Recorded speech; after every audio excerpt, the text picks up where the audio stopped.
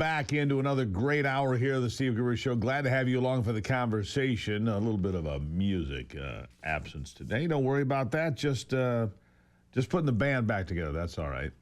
I'm telling you the truth, fighting for you every single day for the foxhole of freedom to protect this great nation and keep you completely informed with the greatest analysis you can find. Here are three big things you need to know this hour. Number one, more and more Teslas and their owners are being targeted for attack because Elon Musk is a supporter of Donald Trump, and yet the Democrats, every single one of them, remains silent. Why is that?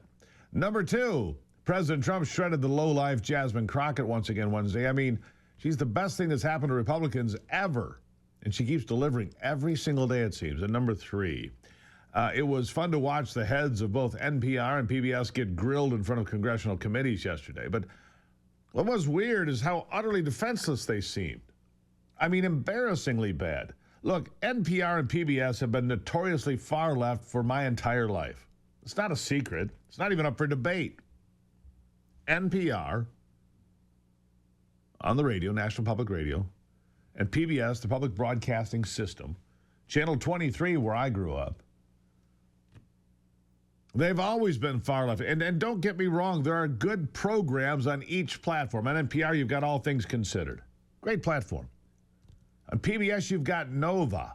What a remarkably excellent series. But after that, when you get to things like Hunter Biden's laptop and the news on both these networks, these outlets, totally dismiss it as complete Russian propaganda. Completely Russian propaganda, just like everybody else, just like every other far-left media outlet. They didn't bother to go look or to learn for themselves or to find anything else out. So why do we pay for it? That's the difference. The NPR and PBS are paid for by me, my tax dollars, and you and your tax dollars.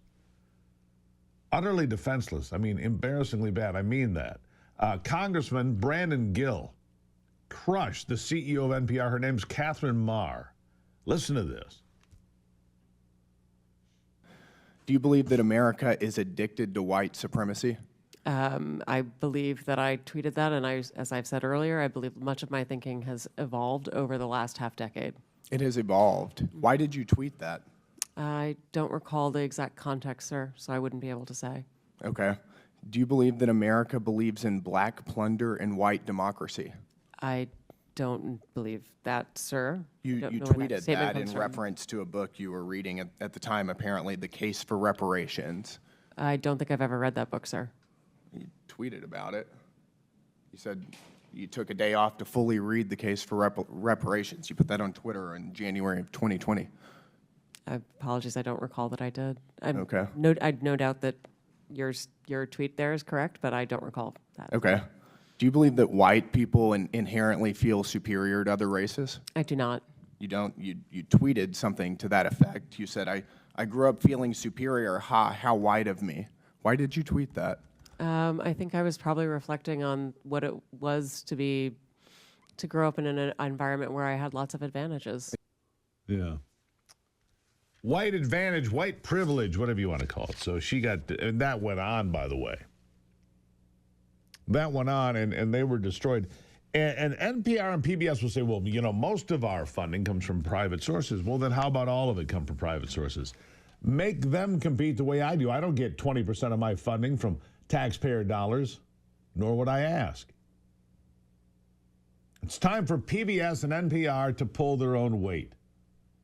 It's a competitive damn world. You don't need to be subsidized by the American taxpayer. Same reason Voice of America needs to be taken down. Unless, of course, you're going to put me on Voice of America, at which point we can keep it up worldwide, be a global phenomenon, right? Another Maher, Bill Maher. He buried Democrats for being so lost and detached from reality on just about, well, everything. Listen. Also, I mean, we're doing this in a world where the Democrats now have a 27% approval rating. So explain that to me. And by the way, 11% with independents, I think in the same NBC poll. 11% with independents. I mean, I said this at the end of last year, like, you lost a crazy contest to a crazy person. What is the answer for the Democrats there? Because they seem to be having a civil war right now. Some of them are going over to I think the reality wing of the party, Gavin Newsom is here next week. I think he's made a big change. I love to see that. Some of them are saying, get rid of Chuck Schumer, who kept the government running, which was the practical thing to do. And I think the Democrats would have looked worse if he didn't. But they want to throw him out for AOC. Yeah. There's trouble. And by the way, a new poll has a Democrat approval rating at less than 27%. I think it was 26%, the last poll that just came out yesterday. I'm back just for a moment now to this NPR chief, Catherine Maher. I don't know if she's in a relationship to Bill Maher. They're spelled the same. I don't have any idea. I do want to say that NPR acknowledges we were mistaken in failing to cover the Hunter Biden laptop story more aggressively and sooner. She said that to Michael Cloud, Republican of Texas, later reiterating, we made a mistake not covering the laptop in a separate exchange with Brian Jack, Republican of Georgia. She became CEO of NPR in 2024, so she wasn't with the taxpayer-backed outlet at the time the story first broke, but still, here she is,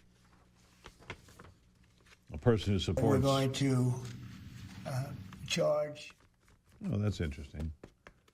At the time, NPR public editor Kelly McBride addressed a listener's question about the news outlet's blackout of coverage when it came to Russian disinformation. She said the Post reporting had many, many red flags, including its potential ties to Russia. See, the New York Post broke the laptop story. They beat everybody with it. And yet, for some reason, NPR and PBS and CNN and MSNBC and ABC, they all dodged the story in October of 2020, even though they knew that it was real. They dodged it because they're trying to help Joe Biden get in, well, Joe Biden's team. They're trying to get President Otto Penn into the office. They knew he couldn't, do it himself, but they wanted to get him in there because President Otto Penn was their choice. They hated Donald Trump. Hated him. Yeah. Well, at the Wellness Company, we believe your health is your greatest asset. From natural supplements to comprehensive medical consultations, we offer doctor-developed solutions designed to support your heart, immune system, and, your overall well-being. Our daily essentials and immune support formulas give your body the nutrients it needs to thrive. If you're ready to take charge of your health journey, join the membership program for access 24/7, virtual care from experts, exclusive discounts on supplements, and personalized health plans that are just for you. Not for me, just for you. It's not a one-size-fits-all. I love the Wellness Company. I love them a lot. Visit twc.health/Gruber today and order. That's twc.health/Gruber. Use the promo code Gruber, save 10%. The Wellness Company, where healthcare meets self-care. Good stuff.